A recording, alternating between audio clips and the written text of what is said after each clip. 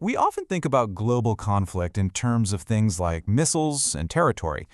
But the real danger, well, it's a lot more subtle than that. And it connects two things you would never, ever expect to be linked. So I want you to imagine for a second that you're holding these two things. In one hand, you've got this marvel of digital engineering, right? The very pinnacle of our connected world. And in the other, a potato. Just a basic staple of human survival that we've relied on for centuries. I mean, on the surface, they're polar opposites. They represent completely different ends of human achievement. But what if I told you that right now, the fate of both of them is tied together by a single, incredibly fragile thread? Well, that thread is a narrow strip of water half a world away. And it's the first major sign that we are all caught in what experts are now calling a fragility trap. It's this idea that our modern world has become so complex, so interconnected, that a single point of failure can trigger a just catastrophic chain reaction. Okay, so let's really dive into this. We're going to start with the first of two massive storms that are brewing. And this first one, it's threatening the physical supply chains that we all depend on, usually without us even realizing it. Let's talk about helium. Now, most of us, we think party balloons, right?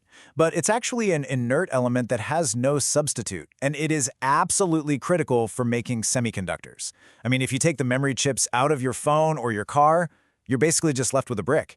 And this right here, this just perfectly illustrates the problem. Nearly a third of the entire planet's supply of helium comes from one single gas field. And to get to the global market, all of it has to pass through the Strait of Hormuz, that one single 21-kilometer-wide choke point. Now, what's really alarming about helium is that you can't really stockpile it. It literally just leaks through its containers over time.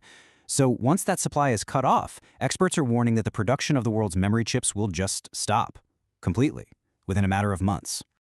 But this incredible fragility, it doesn't stop with our technology. No, it extends right to the very food on your plate. Because somewhere between 20 and 30% of the world's fertilizer also has to pass through that exact same choke point.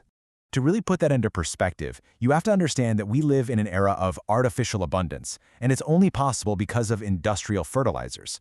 Without them, our planet can only naturally support about 1 to 2 billion people. That's just a tiny fraction of our current population. So here's the crucial point. If those fertilizer tankers stop moving, we're not just looking at higher prices at the grocery store. We are looking at a potential global famine. And think about this. The world has never, ever experienced a simultaneous worldwide failure of the food production system. All of a sudden, that potato in your hand is just as vulnerable as the phone in your pocket. Okay, so let's move on to the second storm, and you'll see how this all builds on itself. This one isn't brewing in some narrow strait. It's brewing in the very heart of the financial world, on Wall Street. See, since the 2008 crash, this massive $3 trillion industry called private credit has just quietly ballooned. You can think of it like a shadow banking system. It's making increasingly risky loans to companies, but without all the regulations that are supposed to keep the big banks in check. And now, as these risky companies are starting to default on their loans, the CEO of Wall Street's biggest bank is warning of a cockroach scenario.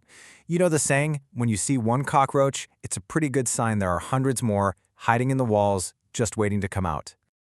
And to make matters even worse, sources say there have been major pushes to democratize these assets.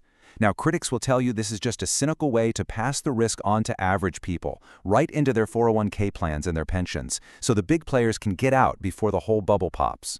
All of this financial instability is being supercharged by another bubble, this almost fanatical overinvestment in AI. Right now, we are seeing a 5-to-1 ratio of money being poured into AI infrastructure versus the actual revenue that's coming back in.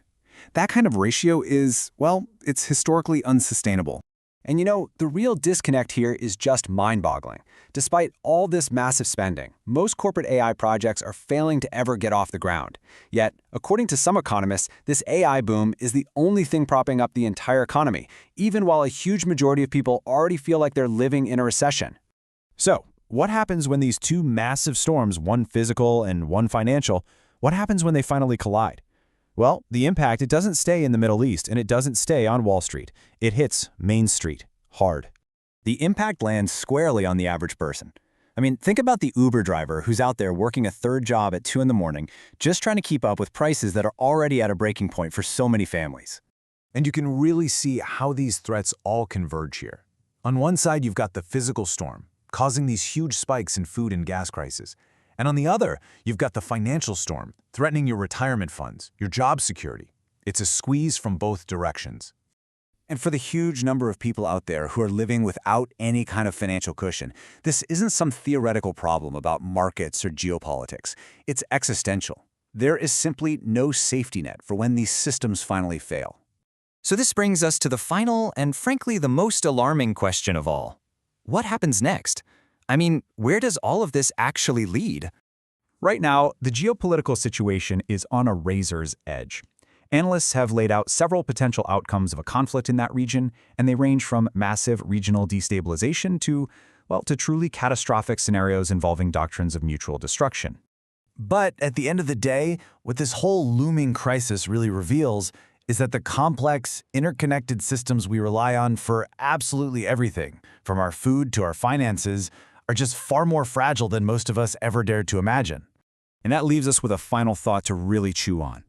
When all those invisible threads that hold our modern world together start to snap, one by one, what is real security for ourselves, for our families, and for our communities? What does that actually look like?